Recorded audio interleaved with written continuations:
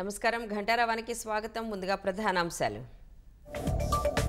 గనులు ఎక్సైజ్ పరిశ్రమల శాఖలపై నేడు సీఎం సమీక్షలు. వైసీపీ మైనింగ్ దందాలు, కొత్త మద్యం విధానంపై చర్చలు.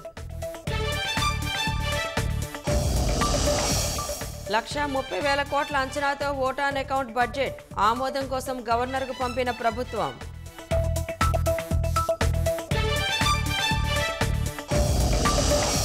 శ్రీశైలానికి క్రమంగా తగ్గుతున్న వరద, 10 గేట్లు ఎత్తి నాగార్జున సాగర్కు నీటి విడుదల.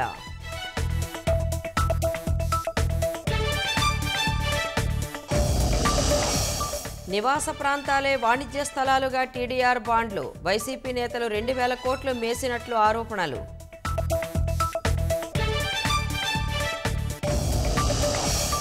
వైనాడ్ జల ప్రళయంలో వలస కార్మికులు గల్లంతు, 600 మంది ఆచూకీ కోసం రంగంలోకి సైన్యం.